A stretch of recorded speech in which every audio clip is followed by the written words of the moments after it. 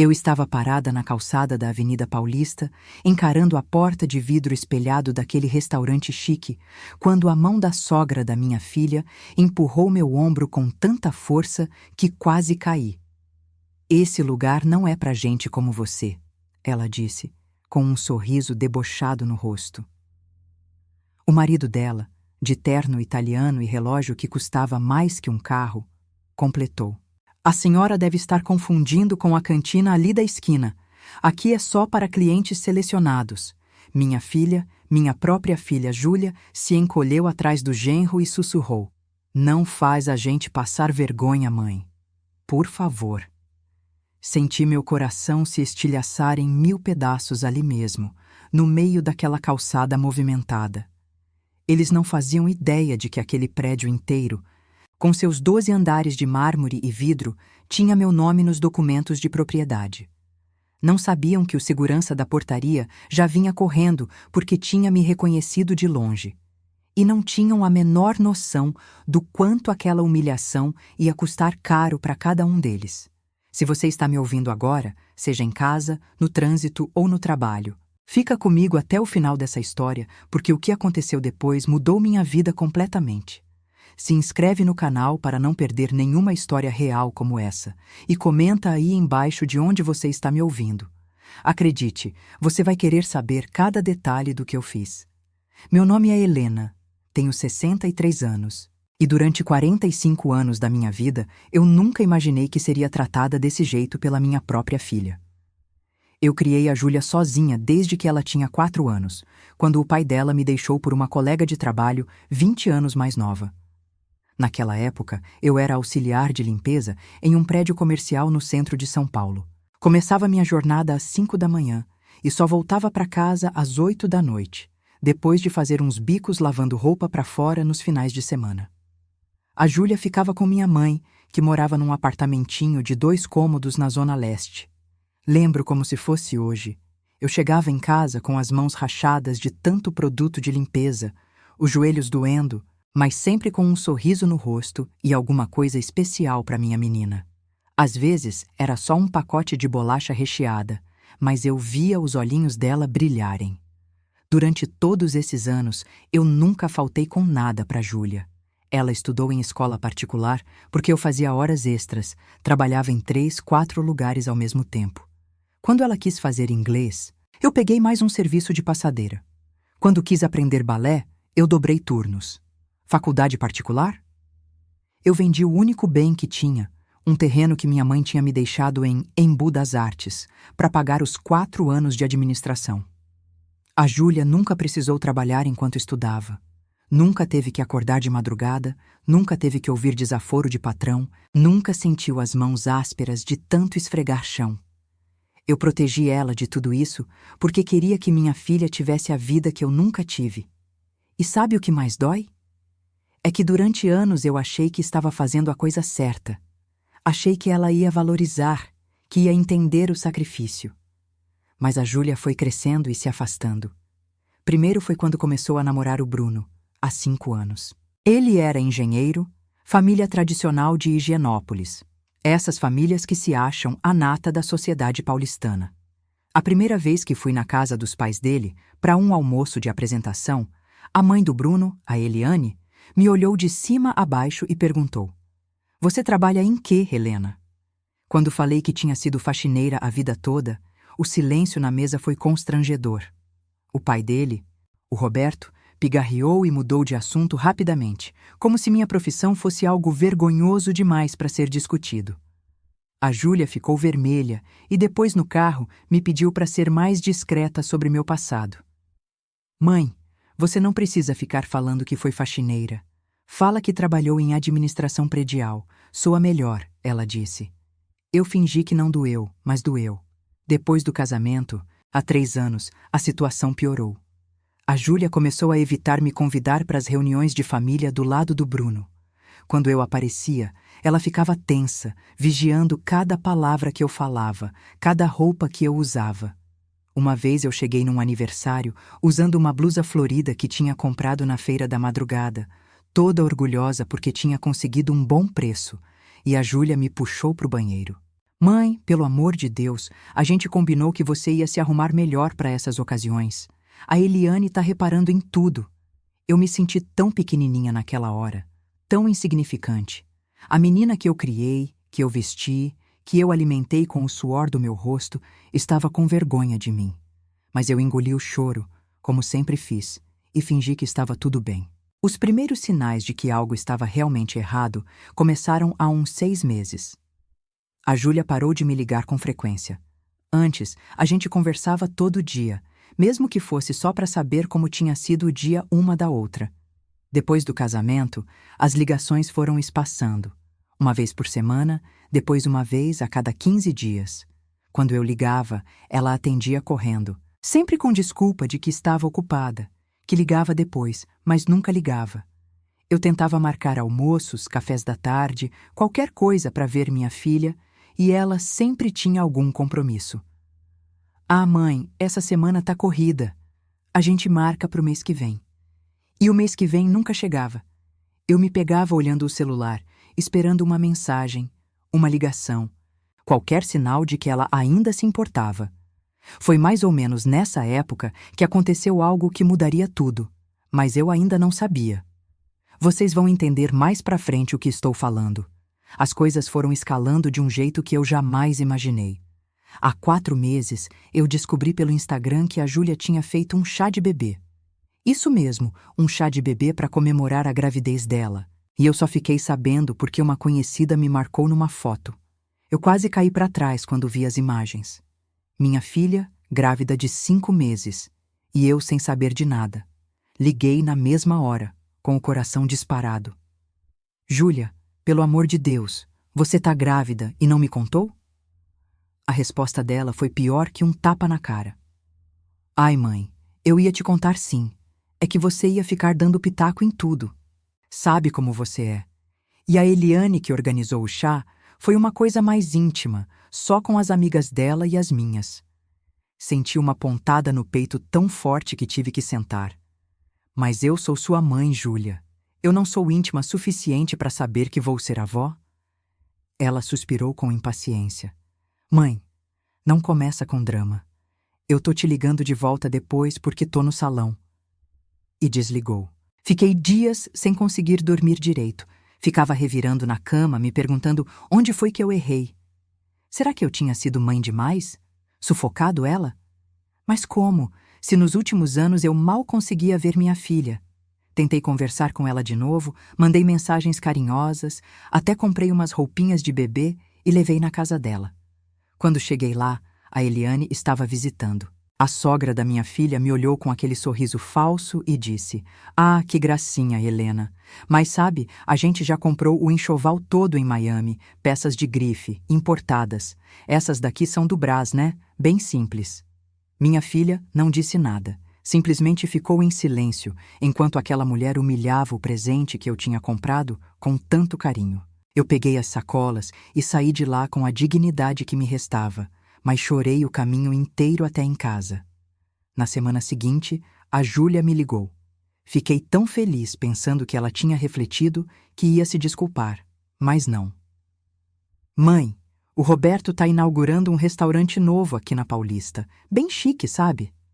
Vai ter um jantar de inauguração sexta que vem e, olha, é uma coisa bem elegante. Tem que ir de vestido longo, essas coisas. Não sei se é muito o seu estilo. Eu engoli seco. Júlia, eu posso comprar um vestido. Eu quero ir, quero comemorar com vocês. Ela hesitou. É que, mãe, vai ter muita gente importante, clientes do Bruno, sócios do sogro. Você vai se sentir deslocada. Por que você não vem conhecer o restaurante outro dia, mais tranquilo? Foi nessa hora que eu entendi. Minha filha estava me desinvitando porque tinha vergonha de mim. A dor que senti foi pior que qualquer humilhação que já tinha passado na vida. Tá bom, Júlia, como você quiser. Foi tudo que consegui dizer antes de desligar. Mas sabe o que eu fiz? Eu não aceitei aquilo calada. Pela primeira vez em muito tempo, algo dentro de mim se revoltou. Eu peguei minhas economias, fui numa loja chique do shopping Iguatemi e comprei um vestido longo azul marinho, elegante, discreto, mas bonito. Gastei quase R$ 2.000, uma fortuna para mim, mas eu precisava provar para mim mesma que eu tinha valor. Fui no salão, fiz escova, unha, maquiagem. Quando me olhei no espelho, vi uma mulher bonita, digna, apresentável. Eu merecia estar naquela inauguração. Eu merecia ser mãe da minha filha em qualquer lugar, na frente de qualquer pessoa. E foi assim que, na sexta-feira à noite, eu me arrumei toda e peguei um Uber até a Avenida Paulista, pro tal restaurante do Roberto.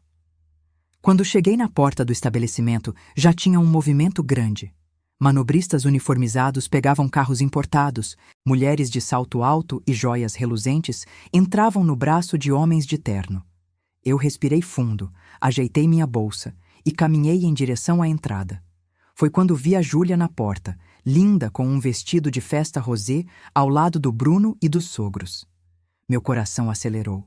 Eu ia surpreendê-la, mostrar que eu podia sim estar ali, que eu não era motivo de vergonha. Mas quando a Eliane me viu se aproximando, o rosto dela se transformou. Ela cutucou o marido, que olhou na minha direção com uma expressão de desgosto. E então aconteceu o que eu contei no começo. A Eliane veio na minha direção e, antes que eu pudesse falar qualquer coisa, me empurrou pelo ombro. "Esse lugar não é pra gente como você", ela disse alto, fazendo as pessoas ao redor olharem. O Roberto completou, cheio de deboche. "A senhora deve estar confundindo com a cantina ali da esquina. Aqui é só para clientes selecionados." Eu fiquei paralisada, sentindo todas aquelas pessoas me olhando. Mas o pior mesmo, foi ver a Júlia. Minha filha me olhou com uma mistura de pânico e raiva, como se eu tivesse cometido o maior crime do mundo por ter aparecido ali. Ela se aproximou e sussurrou, mas com tanta raiva na voz: "Não faz a gente passar vergonha, mãe. Por favor, eu te pedi para não vir. Por que você não me escuta?" Naquele momento, algo dentro de mim morreu. A mãe dedicada, a mulher que aceitava qualquer migalha de afeto, a pessoa que se diminuía para não incomodar. Ela morreu ali, naquela calçada. O que ninguém ali sabia, o que nem a Júlia sabia, era que 3 meses atrás minha vida tinha mudado completamente. Lembram que eu falei que tinha vendido o terreno em Embu para pagar a faculdade da Júlia? Pois é, aquilo tinha sido há anos. Mas acontece que minha mãe, antes de falecer há 15 anos, tinha comprado outro pedaço de terra, bem maior, numa área rural que na época não valia quase nada. Ela tinha deixado no testamento para mim, mas como o lugar era longe e não tinha infraestrutura, eu nunca dei bola. Pagava o IPTU todo ano e pronto. Acontece que a região se desenvolveu, virou um polo industrial gigantesco e uma empresa multinacional entrou em contato comigo 3 meses atrás querendo comprar o terreno. O valor? R$ 12 milhões. 12 milhões. Eu quase desmaiei quando o advogado me disse. Depois de uma vida inteira quebrando o corpo trabalhando, eu tinha me tornado milionária da noite pro dia. Mas eu não contei para ninguém. Nem para Júlia. Na verdade, eu ia contar, tinha planejado fazer uma surpresa, ajudar ela e o Bruno a comprarem uma casa maior pro bebê que estava chegando. Mas aí começou todo esse distanciamento, toda essa vergonha que ela sentia de mim, e eu decidi ficar quieta. Decidi observar. E foi a melhor decisão que eu tomei. Porque com esse dinheiro eu tinha começado a investir. Um amigo do meu falecido marido, que era corretor de imóveis, me ajudou. E uma das primeiras coisas que eu comprei, há 2 meses, foi justamente aquele prédio na Avenida Paulista. O prédio onde o Roberto tinha acabado de inaugurar o restaurante dele. Ele estava alugando o espaço do térreo. De mim, sem saber. Então, quando a Eliane me empurrou e o Roberto me humilhou, quando minha filha me pediu para não fazer vergonha, eu vi o seu Mário, o segurança do prédio, vindo na minha direção. Ele me conhecia porque eu tinha ido lá várias vezes nas últimas semanas para reuniões com a administradora. Ele sabia exatamente quem eu era. "Dona Helena", ele disse, ainda a uns metros de distância. "A senhora chegou. Desculpa, eu não vi a senhora chegar se não tinha vindo antes." O Roberto olhou para o segurança com irritação. "Mário, estamos resolvendo uma situação aqui. Essa senhora está no lugar errado." O seu Mário parou, olhou para o Roberto, depois para mim, e eu vi a confusão no rosto dele. Foi nessa hora que algo dentro de mim despertou. Uma força que eu não sabia que tinha. Todos aqueles anos abaixando a cabeça, aceitando humilhação, me fazendo de pequena, acabaram naquele instante. Olhei para o seu Mário e disse, com uma voz calma que eu mesma me surpreendi: Seu Mário, o senhor pode chamar a doutora Patrícia para mim, por favor? Diga que é urgente. Doutora Patrícia era a gerente administrativa do prédio, que cuidava de todos os contratos de locação. O seu Mário concordou e entrou rapidamente no prédio. A Eliane me olhou com deboche. Olha só, conhece a administradora do prédio. Deve limpar o escritório dela, né? Ela e o marido riram. Minha filha estava pálida, parecendo que queria que a terra se abrisse e a engolisse. Eu não disse nada, apenas esperei. E à espera, aqueles 3 minutos até a doutora Patrícia aparecer, foram os mais deliciosos da minha vida. Porque eu sabia o que estava prestes a acontecer e eles não faziam ideia. Nenhuma ideia. A Júlia me olhava com uma mistura de raiva e confusão, como se estivesse pensando que loucura eu ia fazer agora. O Bruno, meu genro, ficou na dele, mas dava para ver que estava constrangido. Ele nunca tinha sido tão grosseiro quanto os pais, mas também nunca tinha me defendido. Sempre ficava nesse meio termo cômodo de quem não quer se indispor. Quando a doutora Patrícia apareceu na porta do prédio, toda elegante com seu tailleur cinza, eu vi a expressão dela mudar ao me ver ali. Dona Helena, a senhora está bem? Aconteceu alguma coisa? Ela veio até mim genuinamente preocupada. Antes que eu pudesse responder, o Roberto se intrometeu, todo cheio de si. Patrícia, que bom que você veio. Olha, essa senhora aqui está causando um transtorno na inauguração do meu restaurante. Você pode pedir para o segurança acompanhá-la até a saída? Isso aqui é um evento privado. A doutora Patrícia olhou para ele como se tivesse levado um tapa. Depois olhou para mim, depois para ele de novo. E eu vi o momento exato em que ela decidiu como ia lidar com aquilo. Mas eu levantei a mão, pedindo silêncio. Doutora Patrícia, obrigada por ter vindo tão rápido. Eu preciso que a senhora me esclareça uma coisa, por favor. Em alto e bom som, para que todos aqui escutem. Eu olhei ao redor. Já tinha um grupo considerável de convidados prestando atenção na confusão. Esse prédio aqui, de 12 andares, incluindo o térreo onde funciona esse restaurante, está alugado ou é propriedade de quem? A doutora Patrícia entendeu na hora o que eu estava fazendo. Ela abriu um sorriso pequeno, quase imperceptível, e disse em voz alta e clara: O prédio inteiro é de propriedade da senhora, dona Helena. A senhora é a proprietária desde a escritura registrada há 2 meses. O silêncio que se seguiu foi absoluto. Dava para ouvir o barulho dos carros passando na avenida, buzinas ao longe, mas ali, naquele pedaço de calçada, ninguém mexia um músculo. O rosto do Roberto foi a primeira coisa que eu vi mudar. Ele ficou branco, completamente branco, como se tivesse visto um fantasma. A Eliane abriu a boca, fechou, abriu de novo, mas nenhum som saiu. Mas foi a Júlia que me partiu o coração. Minha filha me olhava com os olhos arregalados, em choque total, e eu vi algo naquele olhar que eu nunca tinha visto antes. Medo. Respirei fundo, sentindo uma onda de poder percorrer meu corpo. Pela primeira vez em 63 anos, eu estava no controle. Pois é, eu disse, olhando diretamente para os meus algozes. Esse prédio é meu. O restaurante chique que vocês inauguraram hoje funciona num espaço que vocês alugam de mim. E sabe o que mais? Eu tenho sido uma senhoria muito paciente, muito compreensiva. Mas eu não aceito desrespeito, principalmente na porta da minha propriedade. O Roberto tentou se recompor. Ele era um empresário experiente, acostumado a situações difíceis, e eu vi o cérebro dele trabalhando freneticamente, tentando consertar a situação. Helena, eu não sabia que... Olha, foi um mal-entendido. A voz dele saiu trêmula. Eliane estava em choque, ainda sem conseguir falar nada coerente. Mas eu não tinha terminado. Olhei para a doutora Patrícia e disse: A senhora pode me trazer uma cópia do contrato de locação do espaço comercial do térreo. Eu gostaria de revisar as cláusulas aqui mesmo. Ela assentiu e voltou para o prédio praticamente correndo. Enquanto esperávamos, o silêncio era ensurdecedor. Os convidados da inauguração estavam todos parados, olhando a cena como se fosse um filme. Alguns já estavam com os celulares na mão, provavelmente gravando.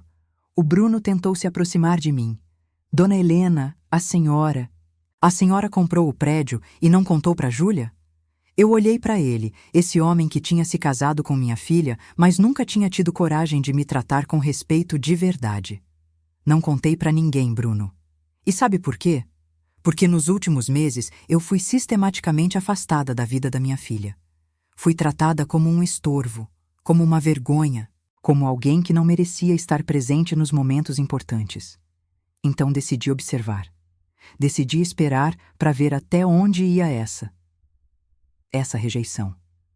A Júlia finalmente conseguiu falar. Mãe. A voz dela saiu fraca, embargada. Mãe, eu não sabia que você tinha dinheiro. Você nunca falou nada.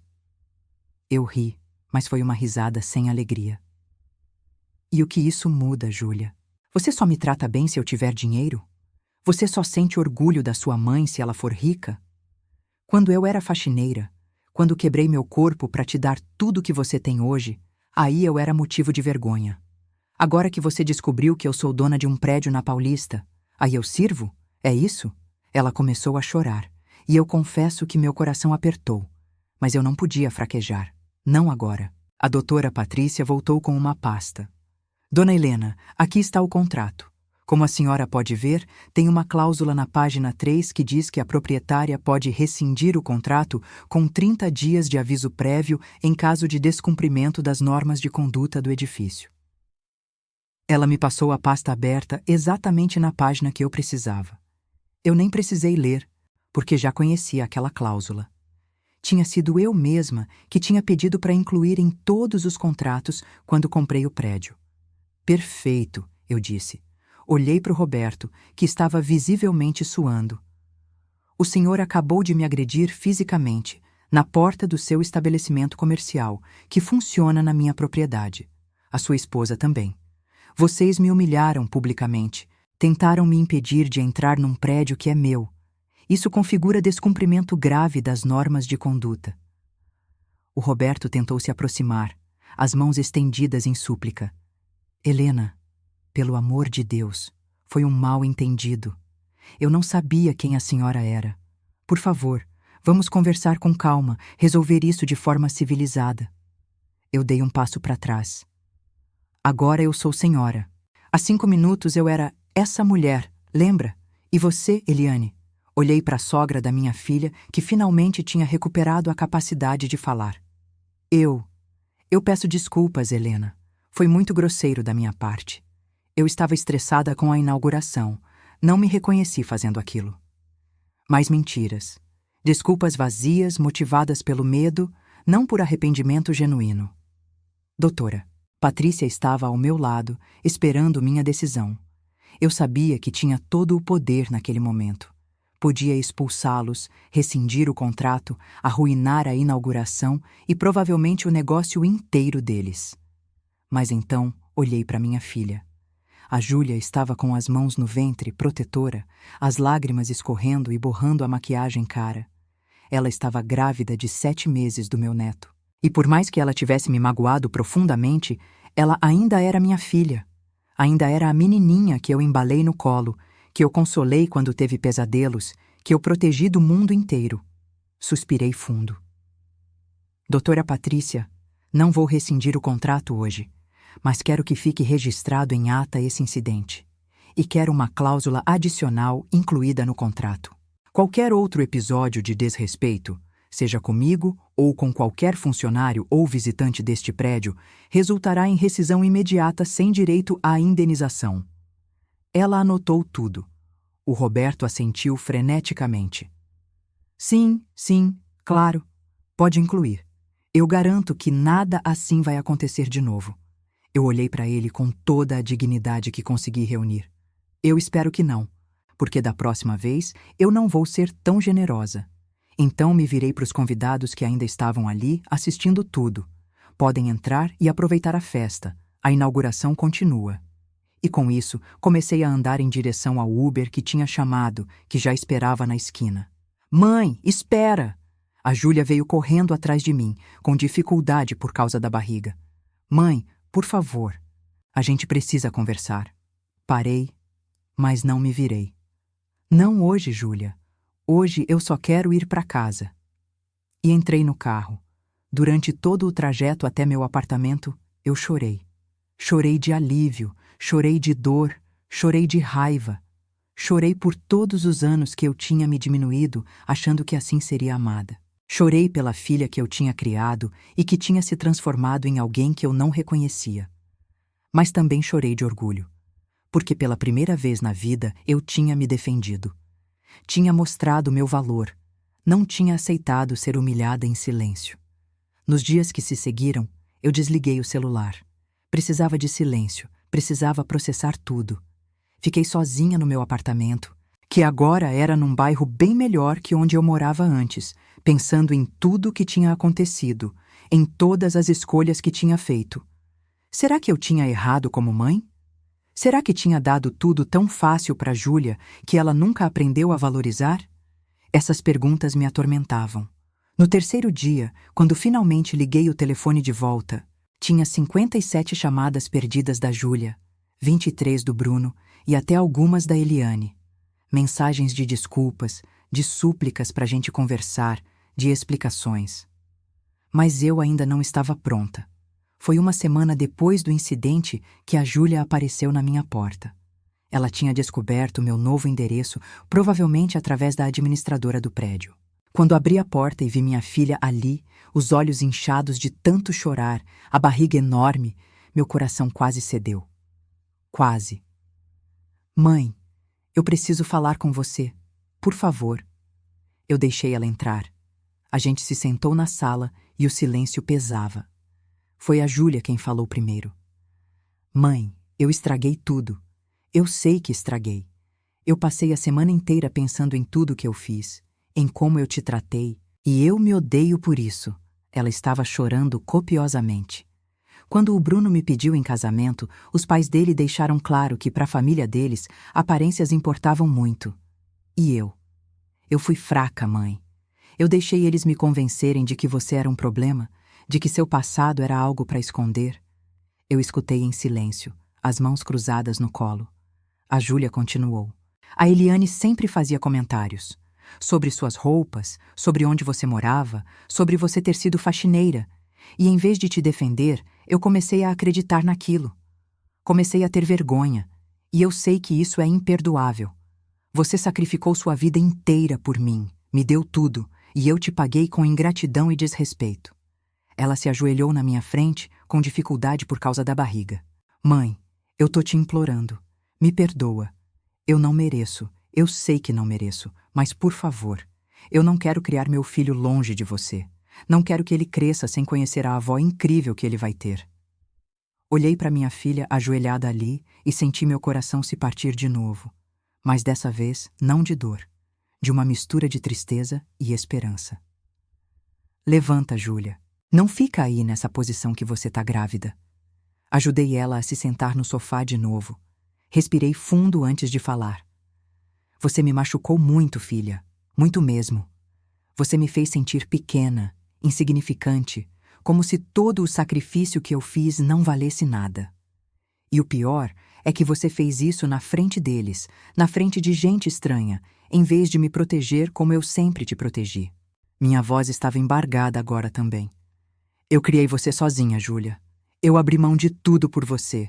De relacionamentos, de sonhos, de uma vida mais fácil. Tudo para você ter o que eu não tive. E você jogou isso na minha cara como se fosse nada. A Júlia soluçava. Eu sei, mãe. Eu sei de tudo isso. E não tenho desculpa. A única coisa que eu posso dizer é que eu fui manipulada. Mas isso não me absolve porque eu deixei ser manipulada. Eu escolhi os valores errados. Escolhi aparência em vez de substância. Status em vez de amor verdadeiro. E quase perdi a pessoa mais importante da minha vida por causa disso. Ela segurou minhas mãos. Mãe, me dá uma chance de consertar isso. Não vai ser rápido, eu sei.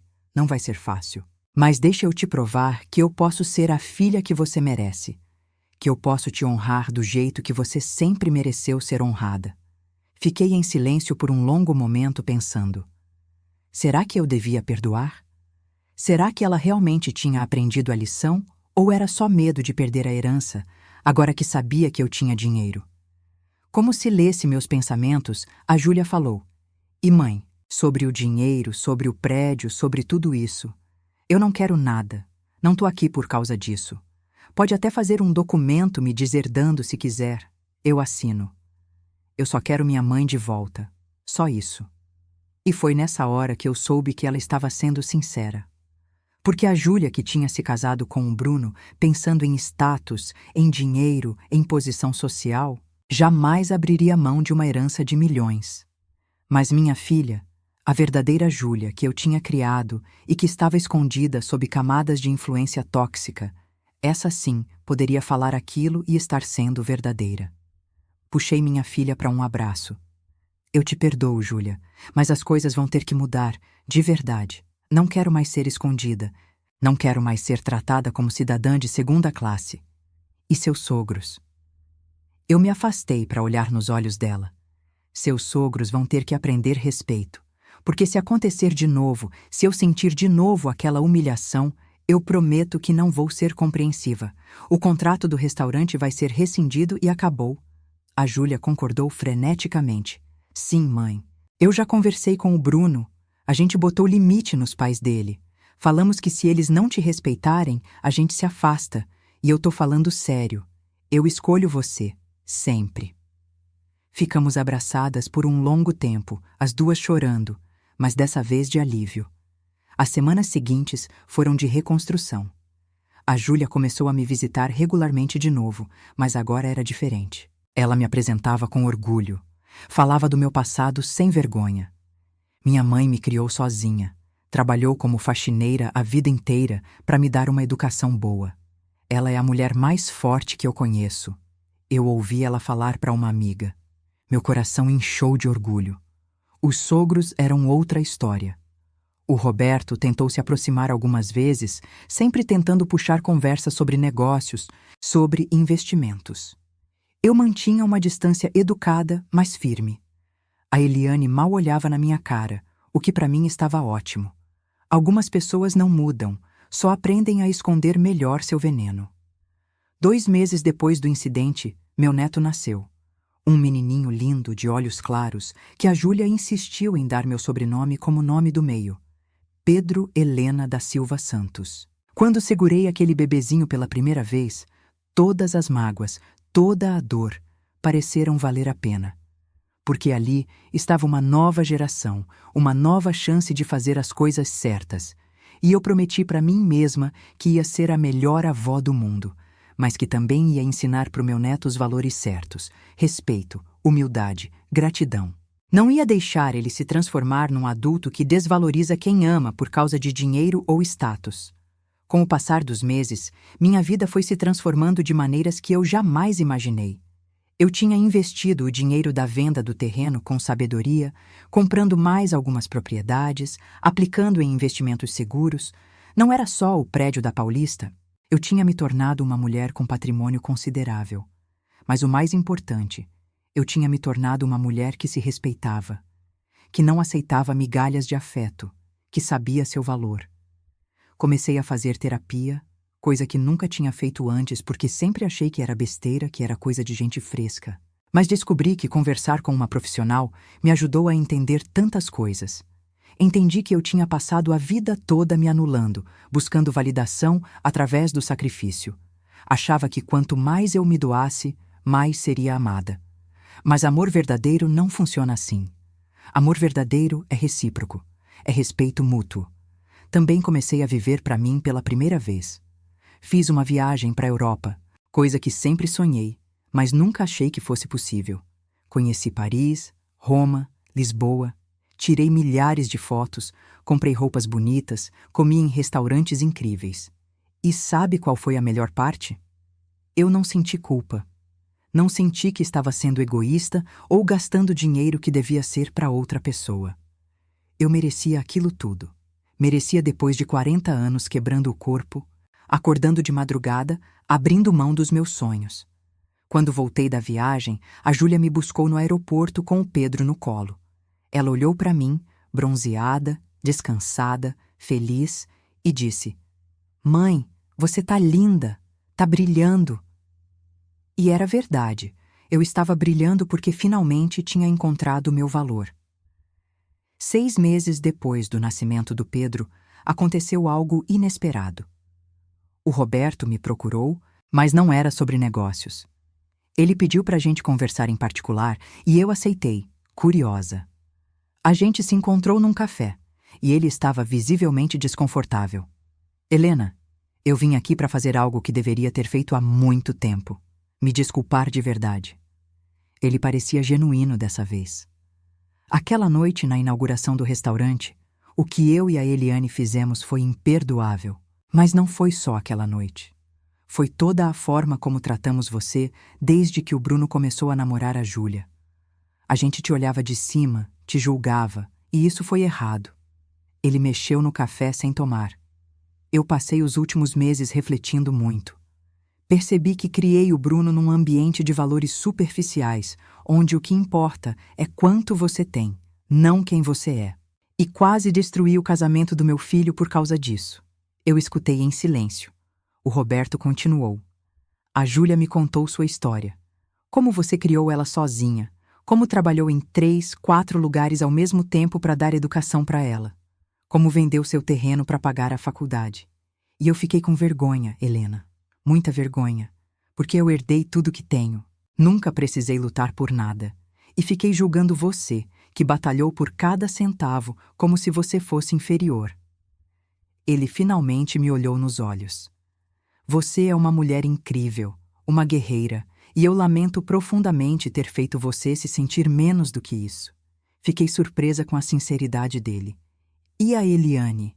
Ela sente o mesmo?" Ele suspirou. "A Eliane é mais difícil. Ela tá tentando. Mas foi criada num ambiente ainda mais elitista que o meu. Vai levar tempo.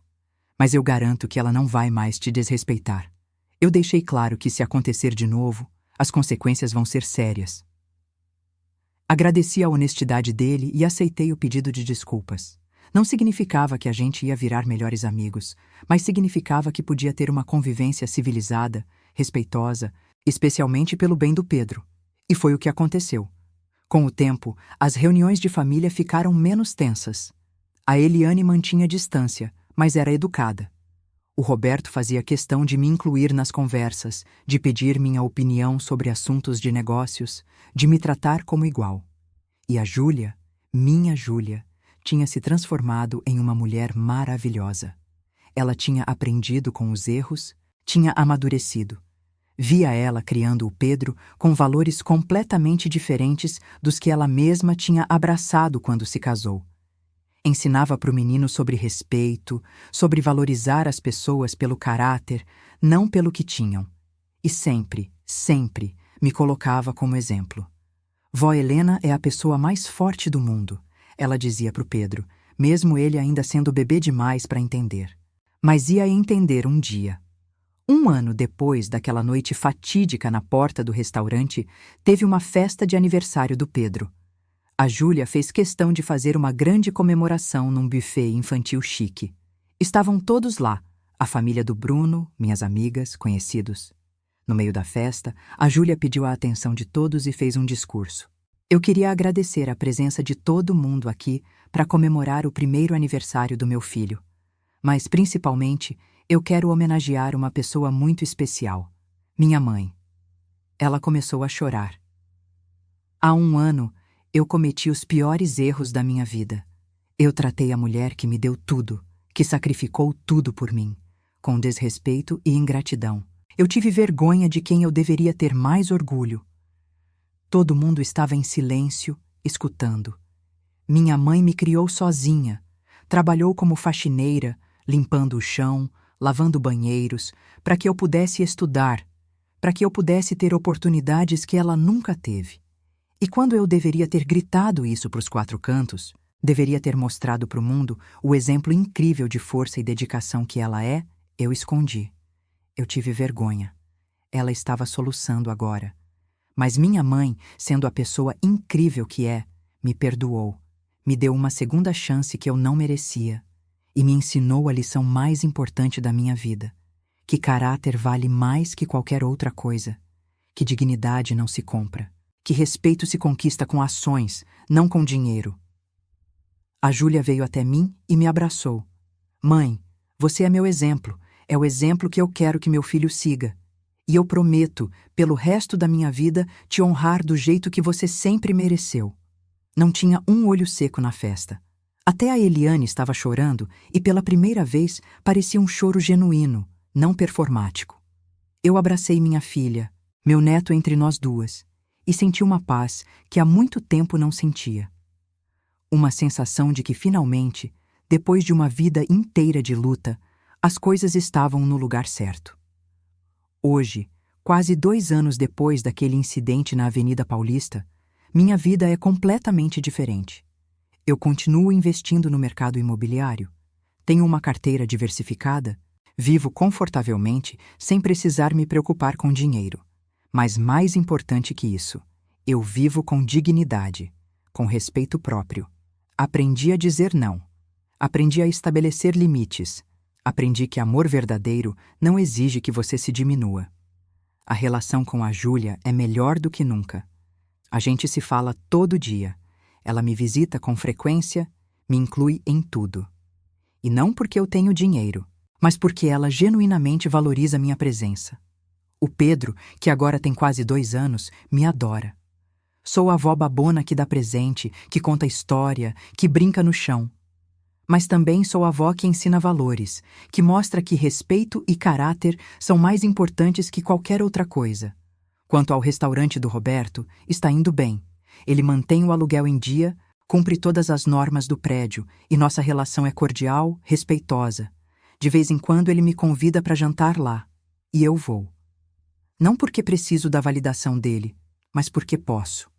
Porque agora, quando entro naquele restaurante, entro pela porta da frente, de cabeça erguida, sabendo que sou a dona daquele espaço todo. E sabe o que é mais engraçado? Tem uma placa discreta na entrada do prédio que diz Edifício Helena. Foi ideia da doutora Patrícia, e eu adorei. Toda vez que passo por ali, olho para aquela placa e lembro de onde vim e até onde cheguei. Tem gente que me pergunta se eu me arrependo de ter comprado justamente aquele prédio, se não foi uma decisão motivada por vingança. E eu respondo com toda sinceridade: não foi vingança, foi destino. Foi o universo me colocando na posição certa, no momento certo, para que eu finalmente aprendesse meu próprio valor. Aquela noite terrível na porta do restaurante foi o ponto de virada da minha vida. Foi quando eu parei de aceitar migalhas e comecei a exigir o respeito que sempre mereci. Claro que doeu. Claro que chorei muitas noites. Claro que me questionei se tinha sido boa mãe o suficiente. Mas hoje eu sei que fui, sim, uma excelente mãe. Dei tudo o que podia e mais um pouco. O erro não foi meu. O erro foi de uma sociedade que ensina as pessoas a valorizarem mais a aparência do que a essência. Foi de valores distorcidos que colocam dinheiro e status acima de amor e sacrifício. Mas sabe o que eu aprendi? Que nunca é tarde para recomeçar. Nunca é tarde para se valorizar. Eu passei 60 anos da minha vida me anulando, me diminuindo, achando que meu valor estava em quanto eu conseguia me sacrificar pelos outros. Aos 63 anos, descobri que meu valor estava em quem eu sempre fui. Uma mulher forte, batalhadora, digna, que merecia respeito independentemente de quanto dinheiro tinha no banco. E essa descoberta me libertou. Hoje eu acordo todo dia grata. Grata pela segunda chance que a vida me deu. Grata pelo dinheiro que me trouxe conforto e segurança. Mas principalmente, grata pela lição que aprendi. Que respeito próprio não tem preço. Que dignidade não se negocia. Que amor verdadeiro não exige que você seja menos do que é. E você que está me ouvindo agora, seja você homem ou mulher, jovem ou mais velho, eu quero te fazer uma pergunta. Você já se anulou por alguém? Já se diminuiu, achando que assim seria mais amado? Já aceitou desrespeito em silêncio porque tinha medo de perder alguém? Se você respondeu sim para qualquer uma dessas perguntas, eu quero te dizer uma coisa: você merece mais. Você merece ser tratado com respeito, com dignidade, com amor verdadeiro. E se as pessoas na sua vida não conseguem te dar isso, então talvez estejam nas suas vidas as pessoas erradas. Não tenha medo de se valorizar. Não tenha medo de estabelecer limites. Não tenha medo de exigir o respeito que você merece. Porque a vida é muito curta para você passar aceitando migalhas quando merece o banquete inteiro. Minha história não é só sobre uma sogra que me humilhou e descobriu que eu era a dona do prédio. É sobre uma mulher que passou a vida inteira se doando e esquecendo de se valorizar. É sobre acordar um dia e perceber que você merece mais. É sobre ter a coragem de exigir respeito, mesmo quando dói, mesmo quando é difícil, mesmo quando você tem medo de perder as pessoas que ama. Porque no final das contas, se você tem que se diminuir para ser amado, então não é amor verdadeiro. Amor verdadeiro te celebra, te respeita, te valoriza exatamente como você é. E foi isso que finalmente encontrei. Não só o respeito dos outros, mas principalmente o respeito próprio. E posso te garantir, não existe sensação melhor no mundo do que olhar no espelho e gostar da pessoa que você vê. Não por causa do dinheiro, não por causa do sucesso, mas por causa do caráter, da dignidade, da força que você sempre teve, mas talvez nunca tenha reconhecido. Então, eu te pergunto de novo: o que você faria no meu lugar? Se tivesse sido humilhado, desrespeitado, rejeitado pelas pessoas que você mais ama, e de repente descobrisse que tinha poder sobre elas, o que faria? Vingança? Perdão? Um meio termo? Comenta aqui embaixo. Eu quero muito saber sua opinião. Quero saber sua história também.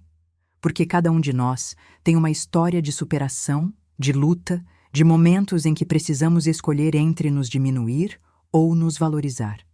E quanto mais compartilhamos essas histórias, mais fortes ficamos. Mais percebemos que não estamos sozinhos nessa jornada de aprender a nos amar e nos respeitar. Se você chegou até aqui, muito obrigada por me ouvir. Obrigada por me dar esse espaço para dividir minha história, minha dor, minha superação. E lembra, você é forte, você é valioso, você merece respeito. Nunca se esqueça disso.